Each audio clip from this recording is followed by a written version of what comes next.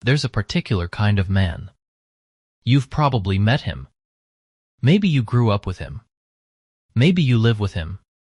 Maybe, if you're honest, maybe you are him. He's the one who shows up when the pipe bursts. When the engine makes that sound no one else can identify. When the furniture arrives in a flat pack and everyone else is staring at the instructions like they're written in ancient Sumerian, he's already halfway done. He doesn't ask for help. He rarely admits he's confused. He figures it out. Always. And on the surface, it looks like competence. Impressive, even admirable. But if you look just a little deeper, there's something else going on, something most people never say out loud. Because men who know how to fix everything often learn to fix things because it was safer than feeling things. Let that sit for a second. There's a reason these men are drawn to problems with solutions. A leaking tap has an answer. A broken engine has a cause. A cracked wall has a fix.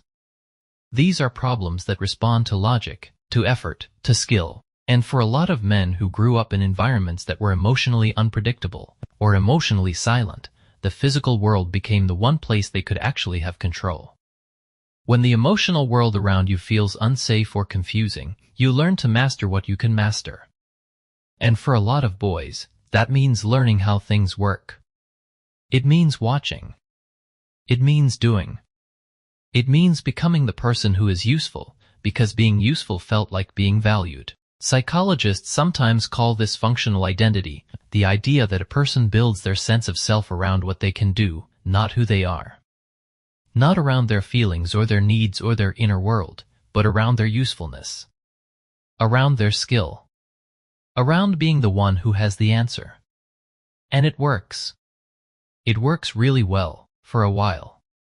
Because a man who can fix things is needed. A man who has answers is respected. A man who doesn't fall apart is called strong. And for someone who may have never been taught that his feelings were welcome, being strong, being useful, becomes the one identity that always gets rewarded. But here's the quiet cost.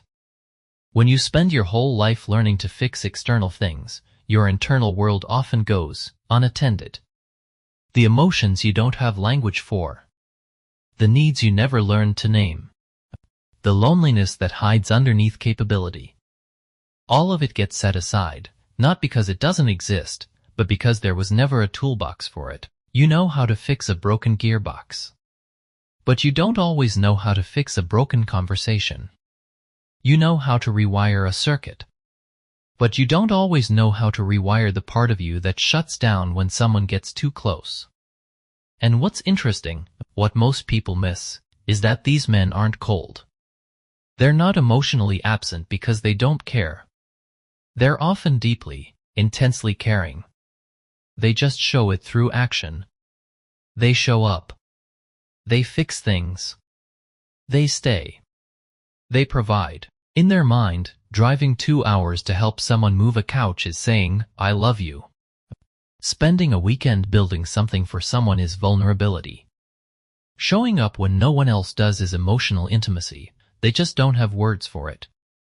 Research in attachment theory suggests that many men who were raised in emotionally avoidant environments learn what's called dismissive avoidant attachment, a way of relating where connection is expressed through doing rather than feeling, and where emotional closeness can feel genuinely threatening, even when it's wanted. But this isn't a disorder.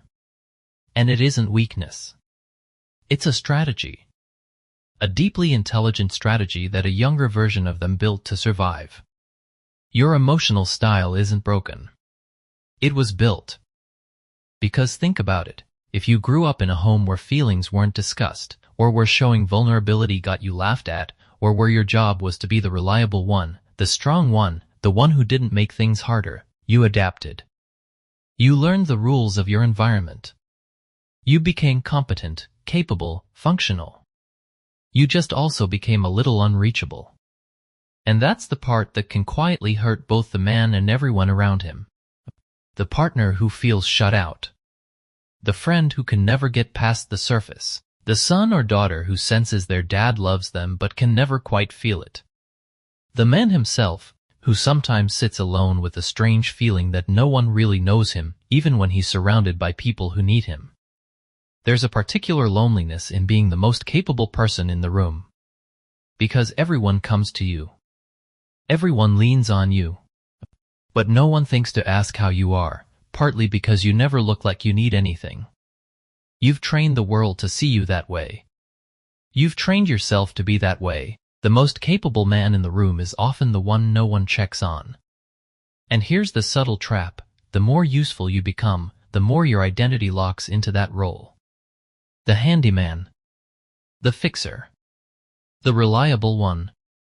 And stepping outside that role, admitting you're lost, or scared, or that you don't know what to do, feels like a kind of identity collapse. Like if you're not the one with the answer, then who are you? The things that don't respond to effort or knowledge or skill, the things that just have to be felt, those are often the moments these men struggle the most, not because they're weak, but because they were handed an incredible set of tools, and then told, implicitly, to use those tools for everything, including the things that tools can't touch. Some problems don't need a wrench. They need a witness.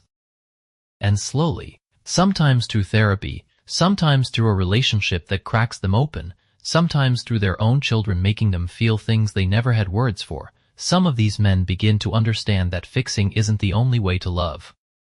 That staying present in something they can't solve is its own kind of strength. That asking for help doesn't make them less capable. It makes them more human. The man who knows how to fix everything doesn't need to be fixed himself.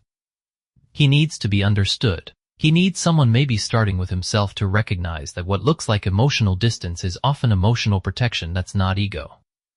That's survival. That's a boy who learned that his worth was conditional on his usefulness and a man who never got the message that he's allowed to just exist without earning his place. So what happens when something comes along that can't be fixed? A diagnosis. A relationship that's breaking down. Grief. Depression. Anxiety. That what looks like not caring is often caring so much it became overwhelming and got converted into action because action was all he had. If this sounds like someone you know or someone you are, maybe what's worth carrying with you today isn't advice or a plan. Maybe it's just this. The fact that you showed up. That you stayed. That you learned how to be useful in a world that didn't always make it easy. That counts for something. That means something. But so do you. Not the things you can do. Not what you can fix. Just you. And if you've never been told that if no one ever made it that simple, then here it is. You are always worth more than what you could build. If this touched something in you, a person you see in this, or a part of yourself you've never quite had words for, drop it in the comments. These conversations matter more than most people say out loud. And if you want to keep exploring the quieter, more honest side of human psychology, there's more here waiting for you.